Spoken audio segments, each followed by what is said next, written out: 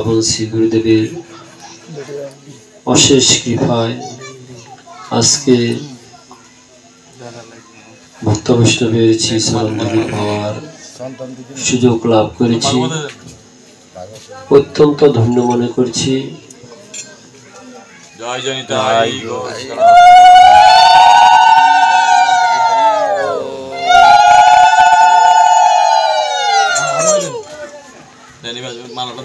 শাস্ত্রে বর্ণনা করা হয়েছে ভাগবত পড়গিয়া ভাগবত স্থানে। আমরা যদি ভাগবত শিখতে হয়, ভাগবত শ্রবণ করতে হয়, তাহলে আমাদেরকে ভাগবত স্থানে যেতে হবে। জয় জয় জয়।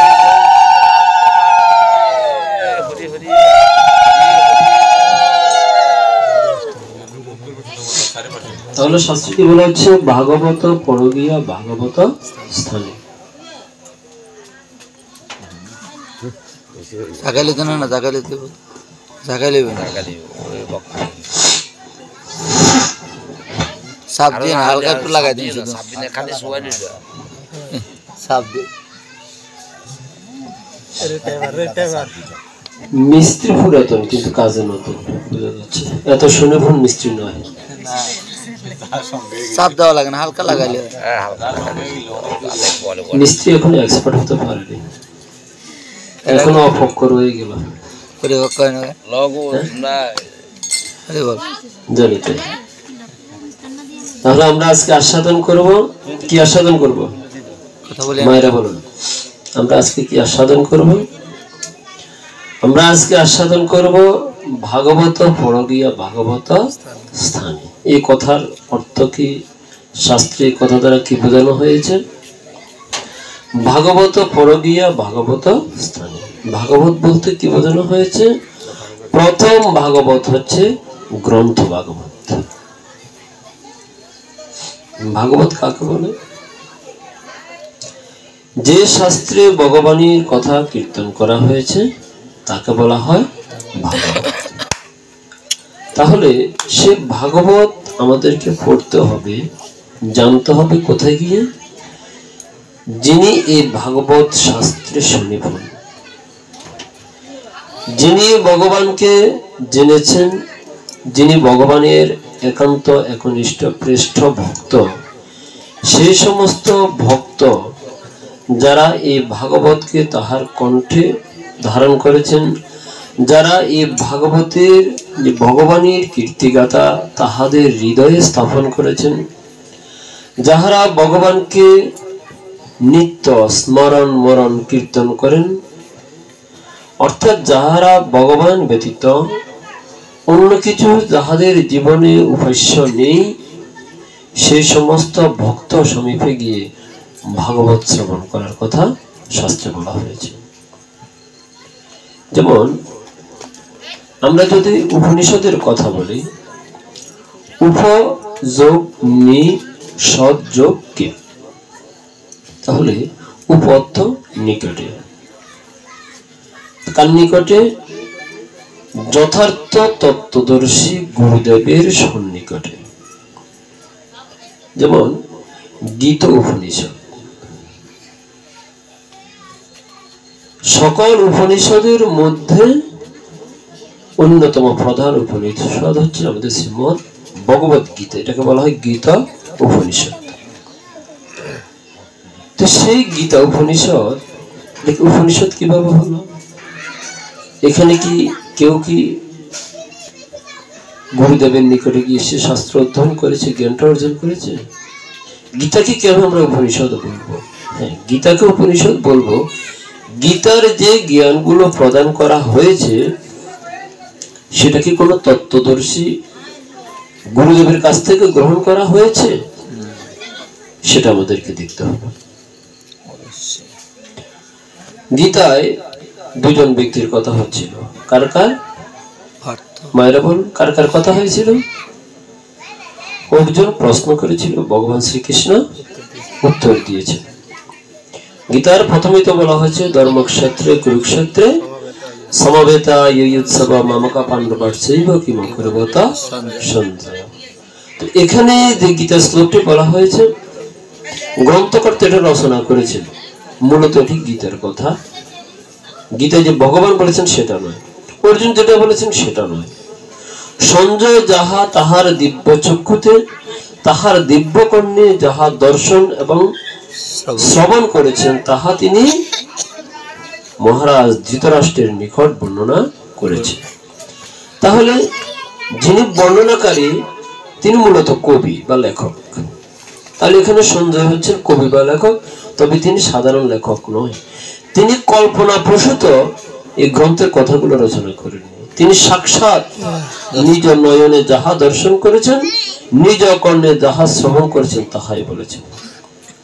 যেমন আমরা বলতে পারি, একটি যখন খেলা হয়, তো খেলা যখন হয় দর্শক তো থাকে, সবাই দেখে, কিন্তু সেখানে একজন সেই খেলার বর্ণনাটা দেওয়ার একজন ব্যক্তি থাকে, এটা কি বলা হয়?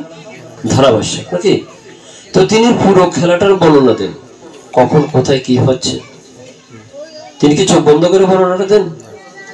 তিনি নিজ চোখে যা দেখছেন ঠিক তারই বর্ণনা দিচ্ছেন। তাহা শুনে দর্শকদের মধ্যে আনন্দ হচ্ছে, তারা আনন্দে চিৎকার করছে।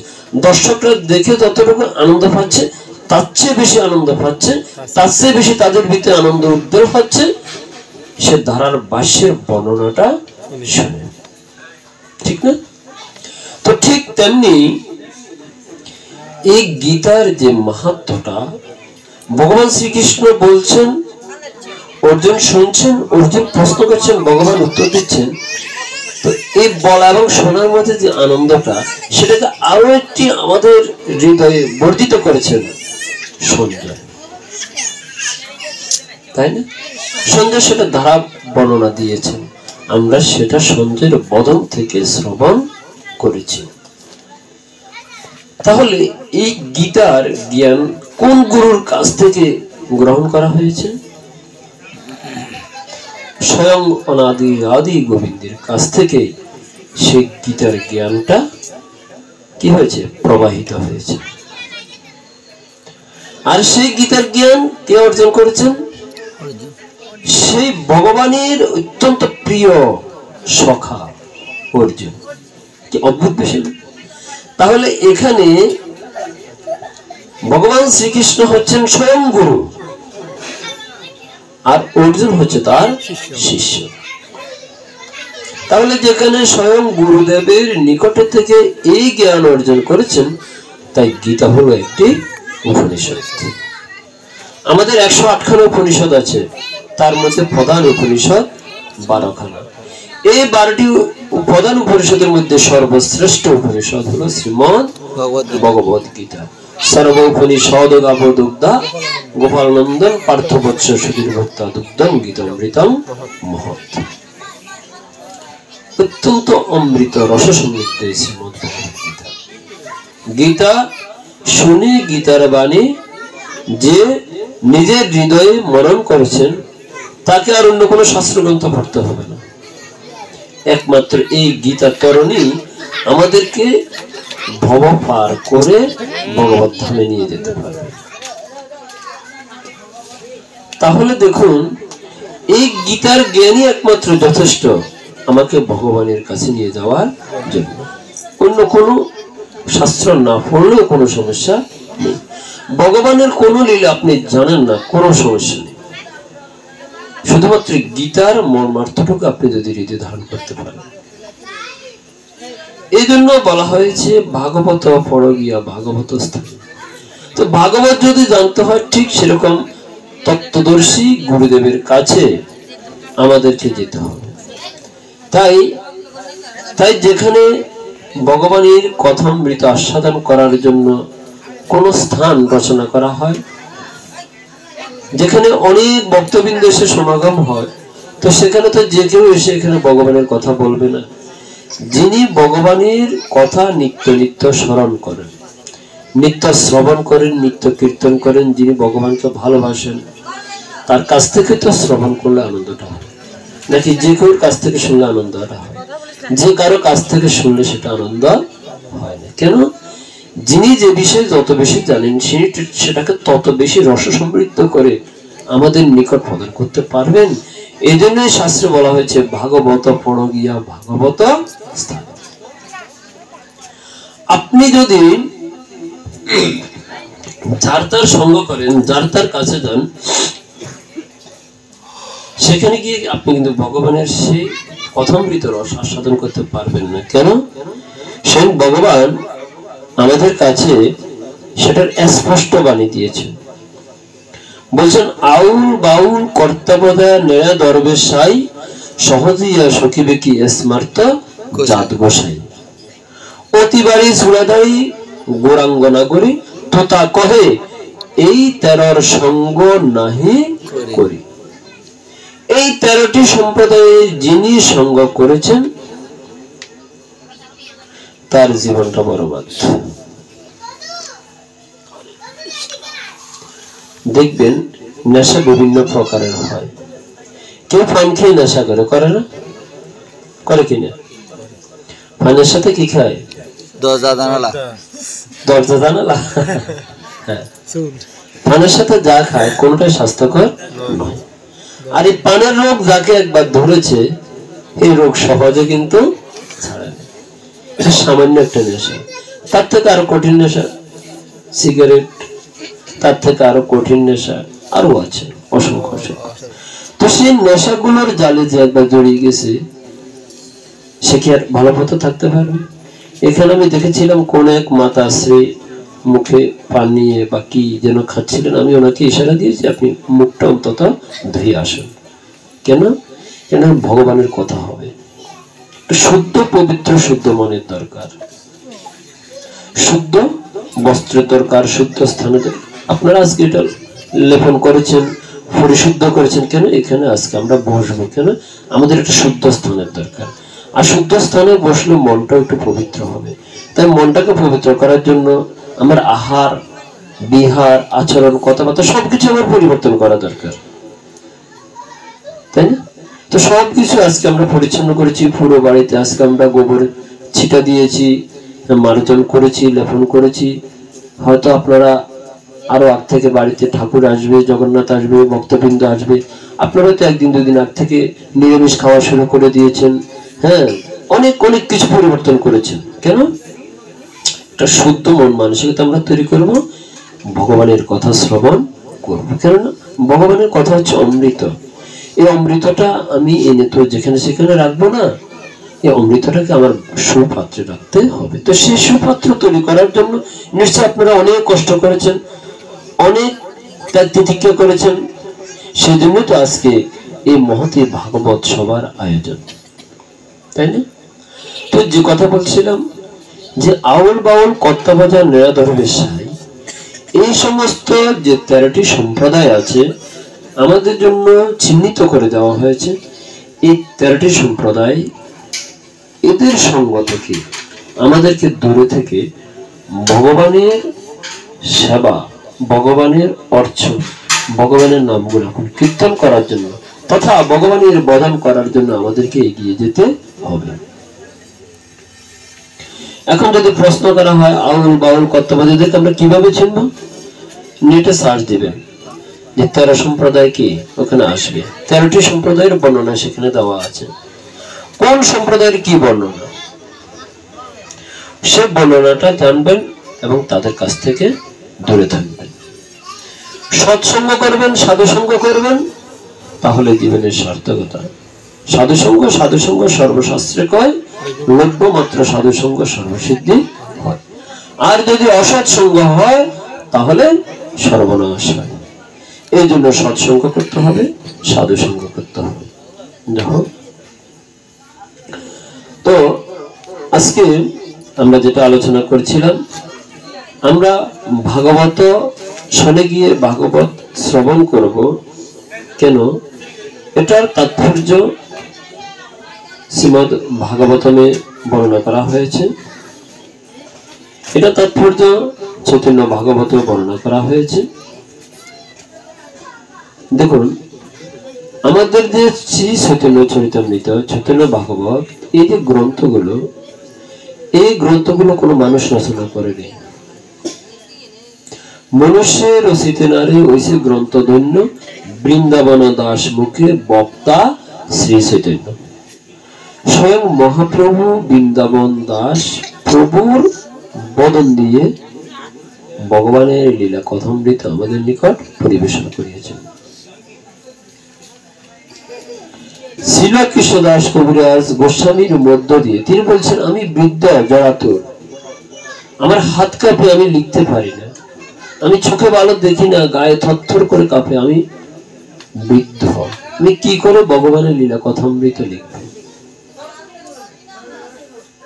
তখন সেই কৃষ্ণদাস কবিরাজ গোস্বামী ভগবানের শ্রীচরণে গেলেন।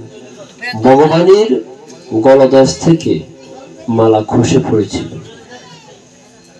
কৃষ্ণদাস কবিরাজ গোস্বামীর গলে। ভগবানের আজ্ঞা মালা, অর্থাৎ ভগবান স্বয়ং আজ্ঞা দিয়েছেন তুমি লেখা শুরু করো। লেখনি ভগবান, কলম ভগবান, কালিও ভগবান, লিখবেন ভগবান, তুমি শুধু উপলক্ষ মাত্র। তাই তিনি উপলক্ষ মাত্র ধরেছেন, স্বয়ং ভগবান তাকে দিয়ে গ্রন্থ রচনা করিয়েছেন। এখন বিষয় হলো সেই গ্রন্থের কথাগুলো যদি শুদ্ধ স্থান দিয়ে প্রবাহিত না হয়, তাহলে সেটা আপনার জন্য ভয়ানক বিপদ হতে পারে। একটি সাপকে আপনি দুধ খাওয়ালেন, দুধ খেলো। সাপ যদি দুধ খায়, অমৃত খায়, খুব ভালো জিনিস খেলো। যদি কাউকে কামড় দেয়, বাবা, অমৃত প্রবেশ করবে না বিষ প্রবেশ করবে? কি প্রবেশ করবে? বিষ প্রবেশ করবে, কখনো অমৃত প্রবাহিত হবে না। তো ঠিক কাল সর্পরূপ যে বিষাক্ত সাপেনি আমাদের সমাজে আছে, তাহাদের বদন থেকে ভগবানের কথা শ্রবণ করবে না। তাদের মুখ থেকে ভগবানের কথা বের হচ্ছে, তবে সেটা সর্পের বিষের সাথে সম্পৃক্ত দেব। চরণামৃত যদি বিষ সম্পৃক্ত হয়, সে চরণামৃত খেলে মানুষের মৃত্যু হবে। তো ঠিক তেমনি ভগবানের কথাও যদি হয়, যদি তাহা সে কাল সর্পিনী রূপ বিষাক্ত বদন দিয়ে প্রবাহিত হয়, সেটা অমৃতের কাজ না করে গরণের কাজ করবে, বিষের কাজ করবে। এই জন্য শুদ্ধ ভাগবতের কাছ থেকে ভগবানের কথা শ্রবণ করতে হবে। এটাই শাস্ত্রীয় সিদ্ধান্ত, আমাদের মহাজনীয় সিদ্ধান্ত, মনীষীগণের সিদ্ধান্ত। একটি কথা আছে, দুর্জন বিদ্যার হলেও পরিত্যাজ্য। বিদ্যা যে কেউ অর্জন করতে পারে, একজন পাপিষ্ঠ ব্যক্তি অর্জন করতে পারে, একজন সৎ ব্যক্তি অর্জন করতে পারে, কারণ বিদ্যা অর্জনে কারো কোনো বাধা নেই। আরে বদন তো ভগবানের ধ্রুব মহারাজ করেছিল, ভগবানের বদন প্রহ্লাদ মহারাজ করেছিল, ভগবানের বদন রাবণও করেছিল। কিন্তু রাবণ সেই বদনের ফলটা কি কাজে ব্যবহার করেছিল? মানব জগতের ক্ষতির জন্য ব্যবহার করেছিল। আর প্রহ্লাদ মহারাজ তার বদনটাকে মানব জনমের, মানব জগতের কি কল্যাণের জন্য করেছিল। তাহলে তো আমরা বুঝতে পারলাম দুটি শাখা, একটা হচ্ছে অমৃত, একটা হচ্ছে গরম, একটা হচ্ছে সৎ, একটা হচ্ছে অসৎ। তাহলে আমি কার কাছ থেকে শ্রবণ করব?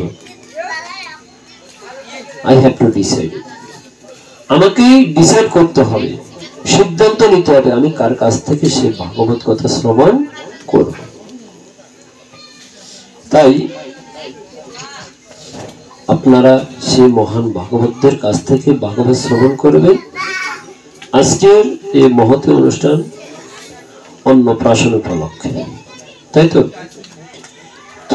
অন্নপ্রাশন উপলক্ষে ভগবানের সেবার আয়োজন, এটা অপ্রাকৃত, এটা অত্যন্ত দুর্লভ। কেন? আগেকার দিনে আমাদের পিতৃপুরুষরা অন্নপ্রাশনে প্রাণী হত্যা করেছিল, প্রাণী হত্যা করেছিল, প্রাণী হত্যা করে তার অন্নপ্রাশন অনুষ্ঠান করত। সেই প্রাণীগণের হত্যার ফলে কি হয়? সেই কথা ভাগবতে বর্ণনা করা হয়েছে। নারদ মুনি প্রাচীন বর্হি রাজার নিকট বর্ণনা করছেন। প্রাচীন বর্হি নামে একজন মহারাজ ছিলেন। তো নারদ মুনি তাহার কাছে আসলেন। প্রাচীন বর্হি রাজা অত্যন্ত দুঃখ কষ্টে জড়াতুর ছিলেন। যদিও তিনি রাজা, কিন্তু তার দুঃখের অন্ত ছিল না। এখানে অনেকগুলো ছোট পাখি একত্র হয়েছে। ছোট পাখি তো একত্র হলে তার শান্তিতে থাকতে পারে না, নাকি? ছোট পাখির চিৎকার থেমে যাবে কিছুক্ষণ পরে, একটু ধৈর্য ধরে। তাহলে যা বলছিলাম, সে প্রাচীন বর্হি রাজা তখন নারদ মুনিকে জিজ্ঞাসা করলেন যে আপনি আমাকে ভাগবত ধর্ম সম্পর্কে বলুন। কেন রাজা তো তারা বদল করার সময় পায় না। যার দায়িত্ব তত বেশি, তার মাথা ব্যথাও তত বেশি। দেখবেন একজন বাবা 4-5 জন সদস্যের একটি সংসার চালাতে থাকে, হিমশিম খেতে হয়, কত চিন্তা ভাবনা করতে হয়, কত টেনশন করতে হয়, হয় না? তাহলে যিনি একজন রাজা, এত বড় একটা রাজ্য পরিচালনা করেছেন, তাহলে তো তার সংসারে 1-2 জন 5 জন 10 জন সদস্য নয়, হাজার হাজার লক্ষ লক্ষ সদস্য। তাহলে সকল সদস্যের কথা তাহাকে চিন্তা করতে হয়। তাহলে তার বোধন করার সময়টা করি। তাই শাস্ত্র বলছে এই জগতে দায়িত্ব নিতে হবে কম। যত বেশি দায়িত্ব নিবেন, তত আপনার বোধন থেকে আপনি তত দূরে সরে যাবেন। এই জন্য এই জাগতিক দায়িত্বগুলো কম নিয়ে ভগবানের সেবা করার জন্য আমাদেরকে সে সুযোগটা বের করে নিতে হবে। সেটাও সিদ্ধান্ত আমাকে নিতে হবে, আমি কি করব কি করব না। আগামীকাল আপনারা মায়েরা আজকে যারা তিলক করে এসেছেন, খুব সুন্দর দেখা যাচ্ছে। আগামীকাল সবাই তিলক করে আসবেন। অনেকে হয়তো তিলক করেছেন, মুছে গিয়েছে। কালকে সবাই তিলক করে আসবেন। কালকে যেন আমরা এই স্থানে মায়েদের দর্শন করে, মায়েদের বদন দর্শন করে যেন আমাদের বদনে হরিণ নাম আসে। আপনারা তেমন পরিবেশ তৈরি করবেন। এখন মানুষ আর অন্ধকারে নেই, এখন মানুষ অনেক এগিয়ে গিয়েছে। তখন সে নারদ মুনির নিকট প্রাচীন বর্হি রাজা জিজ্ঞাসা করলেন, আপনি আমাকে ভাগবত ধর্ম বলুন, যে ধর্ম করলে আমি ভগবানকে লাভ করতে পারব। কেন আমার হাতে সময় সন্নিকট, অতি অল্প সময়। এই অল্প সময় আমি ভগবানকে বর্ণনা করে লাভ করার জন্য আমার এত সময় নেই। তাই আপনি আমাকে ভাগবত ধর্ম বলেন। প্রকৃত ভাগবত ধর্ম যাহা করলে ভগবানকে লাভ করা যাবে। তখন এই প্রাচীন বর্হি রাজা জাগতিক অনেক কর্ম নিয়ে তিনি ঘুরপাক খাচ্ছেন। তো তাহাকে সাধারণ কথা বলে কিন্তু নারদ মুনি বোঝাতে পারছেন না। তখন তিনি তাহাকে বোঝানোর জন্য একটি গল্প বলা শুরু করলেন। ইংরেজিতে একটি কথা আছে, example is better than precept. উপদেশের সাথে দৃষ্টান্ত অধিকতার শ্রেয়। উপদেশের সাথে দৃষ্টান্ত শ্রেয়। আমি যদি কাউকে উপদেশ দিই, উপদেশ দিলে খোসামত ভাবে, নাকি? কাউকে যদি উপদেশ দিই তাহলে সে খোসামত ভাবে, উপদেশ দেব না। আমি তাকে একটু উদাহরণ দেব, সেই উদাহরণের মধ্য দিয়েই তার জ্ঞান লাভ হবে। তাই তিনি একটি কাল্পনিক রাজার গল্প বলছেন, পুরঞ্জন রাজা। অত্যন্ত সুন্দর একটি গল্প। সেই রাজা জড়জাগতিক কর্মে এত ব্যস্ত ছিল যে এই জাগতিক বিষয় ভোগ করতে করতে করতে করতে তাহার জীবনটা শেষের পথে। এক পর্যায়ে গিয়ে তিনি যখন জীবনের শেষ পর্যায়ে আসলেন, তাহার আর কোনো উপায় নেই। তাহার জীবনের সকল যৌবনটাই তিনি কাম বাসনায় ব্যয়িত করে দিলেন। আসলে পুরঞ্জন নামে কোনো রাজা ছিল না। এটা হচ্ছে নারদ মুনির একটি টেকনিক, তাকে বোঝানোর জন্য। এই জন্য বলা হয়েছে ভাগবত পড়িয়া ভাগবত স্থানে। কিন্তু যথার্থ তত্ত্বদর্শী গুরুদেবের নিকট যদি যাওয়া যায়, তাহলে তিনি কি করবেন? আপনার চিত্তটাকে পরিশুদ্ধ করে দেবেন। আমার হৃদয়ে যদি কোনো কলুষতা থাকে, সে কলুষতাটাকে তিনি দূর করে দিবেন। দূর করে দিয়ে আমার হৃদয়ে তিনি ভক্তির সঞ্চার করবেন, করবেনই। এই জন্য যাহারা সৎ গুরুদেবের শরণাশ্রয় নিয়েছেন, সৎ গুরুদেব তাহার কর্ণে যে বীজ মন্ত্র দিয়েছে, সে বীজ মন্ত্র একদিন না একদিন ফলবেই। এই জন্মে না হলো পরবর্তী জন্মে, পর জন্মে না হলো পরবর্তী জন্মে, কোনো না কোনো জন্মেই সে বীজ ফলন হবে। এই বীজ কখনো বিফলে যাবে না। আর যদি অসৎ গুরুদেবের কাছ থেকে আপনি দীক্ষা নেন, কৃপা নেন, তাহলে সে বীজের ফলন হবে কি হবে না কোনো গ্যারান্টি নেই। এজন্য সৎ গুরুদেবের আশ্রয় আমাদেরকে গ্রহণ করতে হবে। কারণ গুরুদেব হচ্ছেন স্বয়ং তত্ত্বদর্শী, তিনি আমাকে সৎ পরামর্শ দিবেন। আর যদি সৎ গুরুদেব না হন, তাহলে তিনি আপনাকে ভুল পথে পরিচালিত করবেন। আমরা সমাজে দেখতে পাই এমন একটা সম্প্রদায় আছে, তাদের সম্পর্কে বলা হয়েছে যে তাহারা পরের বালা নিয়ে এ জগতে পরিচালিত হয়। পরের বালা মানে কি? পরের স্ত্রী। তাদের মধ্যে কোনো বৈবাহিক সম্পর্ক নেই, তারা পরপুরুষ পরনারী, তাহারা তাদের দিনাতিপাত করে কাটিয়ে যাচ্ছে। এরকম একটা সম্প্রদায় আছে। আচ্ছা দেখুন, একজন পুরুষ একজন নারী যদি বৈবাহিক সম্পর্ক না থাকে, এই সমাজকে কখনো তাদেরকে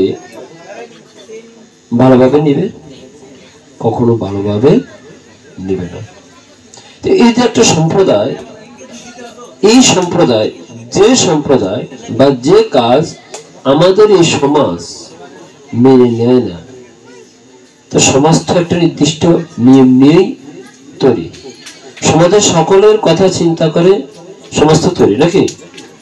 তো সে সমাজে এরকম একটা অপকর্ম যে কেউ করে যাবে, সমাজ তো তা কখনো মেনে নিবে না, কখনো মেনে নিবে না। আজ না হয় কাল সেটা সমাজ থেকে দূরীভূত হবে। এজন্য বলা হচ্ছে, সহজ ভজন করছেন মামু, সঙ্গে নিয়ে পরের বালা। এ তো এক কলির ছেলা, মাথা নেড়া কোটনি পড়া, গলাতে তিলক গলায় মালা।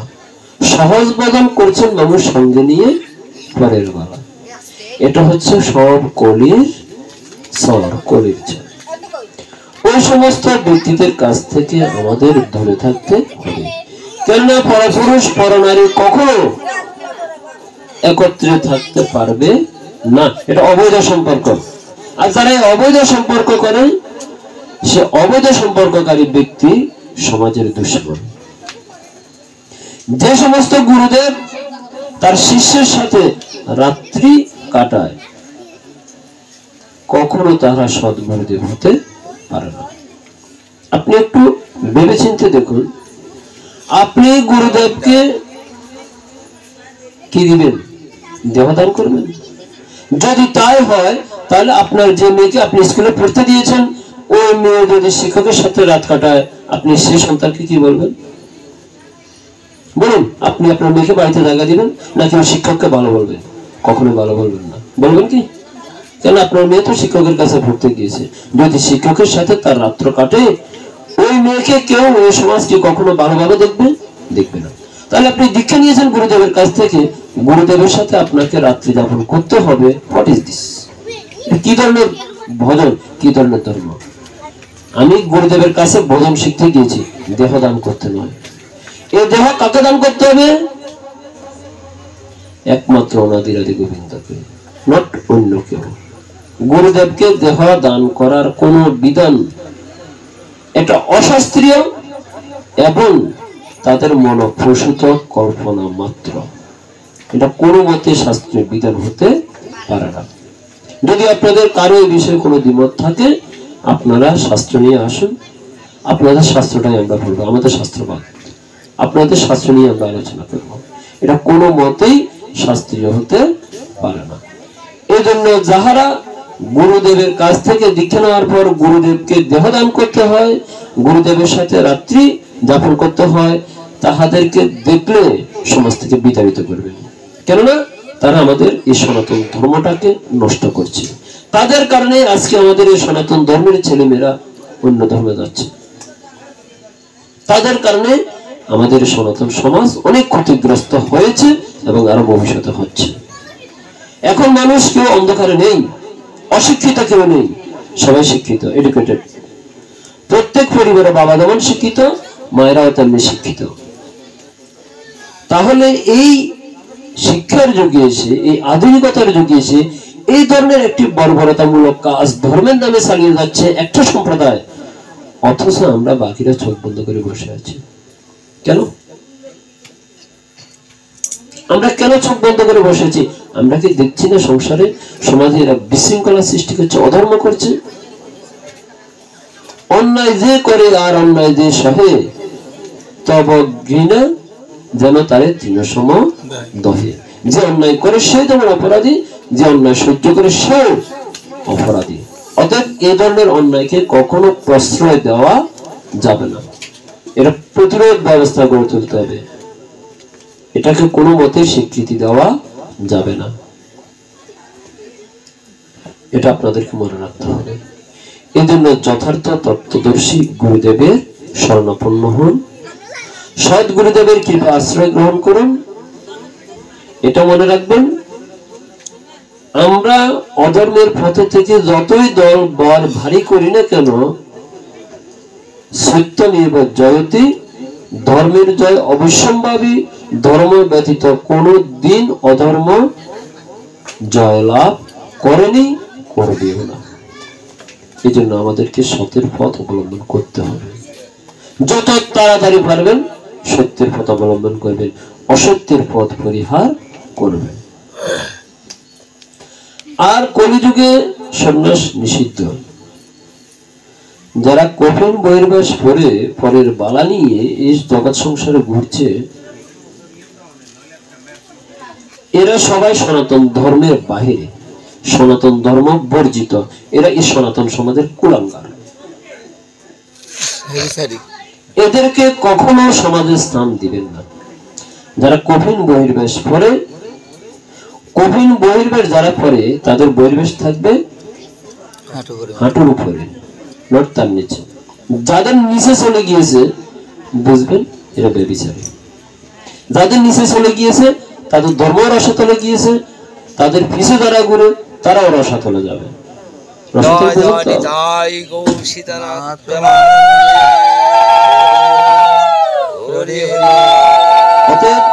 আপনাদের শ্রীচরণে আমার বিনীত নিবেদন, এই ধরনের অশাস্ত্রীয় কার্যকলাপ থেকে দূরে থাকবেন, যাহারা করে তাদের কাছ থেকে দূরে থাকবেন। আমরা এই কলিযুগে জন্মগ্রহণ করেছি, ধন্য কলি। আমাদের এই মানব জন্মটাকে সার্থক করার জন্য ভগবান আমাদেরকে সুন্দর সত্যের পথ দিয়েছেন। আমরা এই পথ থেকে বিচ্যুত হব না, নিজের এত সুন্দর দুর্লভ মানব জন্মটাকে আমরা নষ্টের পথে নিয়ে যাব না, ভালো পথে নিয়ে যাব। তো সবাই সদ্গুরুদেবের কৃপা আশ্রয় গ্রহণ করুন, সৎভাবে জীবন যাপন করুন, ভগবানের নাম করুন, একাদশী ব্রত করুন। আজকের মতো আমরা শ্রীপাঠ এখানে রেখে দেব। বলো শ্রী গুরু নিতাই গৌর সীতানাথ হরি হরি বলুন, হরি হরি দাদা। মানে একটা বিষয় বলতাম, যে সদ্গুরুদেবের চরণ আশ্রিত হইলাম, কিন্তু এরপরে কর্মগুলা তো আমার কি আছে, এটা তো এটা সম্পর্কে একটু আশ্রয় নিলাম। খুব সুন্দর প্রশ্ন। আশ্রয় করিয়া ভজে কৃষ্ণ তারে, নাহিতে যে আর সব মরে অকারণ। আমি সদ্গুরুদেবের কৃপাশ্রয় গ্রহণ করলাম, কিন্তু আমি ভজন করলাম না। কিন্তু এটা নিশ্চিত আপনি ধ্বংসের পথে যাবেন না। তার মানে সর্বপ্রথম আপনি যদি ভগবত ধামে যেতে হয়, আপনি একদম ফার্স্ট ক্লাস উঠতে পারেন নাই, অন্তত ট্রেনের কোনো বগিতে উঠতে পারেন নাই, পিছনে একটা রড ধরে আপনি দাঁড়িয়ে আছেন, আপনি ভালো চেয়ারে বসতে পারেন নাই, ভালো কোনো স্থানে পারেন নাই, ওই যে আপনি চেয়ারটা ধরে মানে রডটা ধরে দাঁড়িয়ে আছেন বা পিছনে দাঁড়িয়ে আছেন, আপনি কিন্তু সেখানে যাবেন। কেউ কষ্ট করে যাবে, কেউ আনন্দ করে যাবে। এই জন্য বলা হচ্ছে আশ্রয় করিয়া বদে কৃষ্ণ তারে নাইতেছে। তাহলে আমি যদি সদ্গুরুদেবের আশ্রয় গ্রহণ করি, এটা হলো ভগবতধামে যাওয়ার জন্য আমার প্রথম স্টেপ।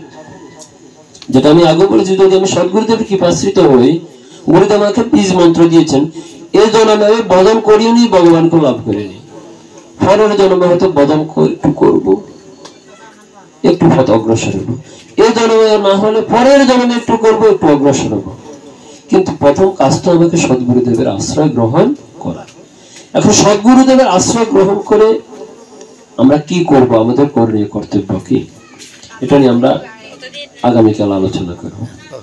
ঠিক আছে, জয় গুরু।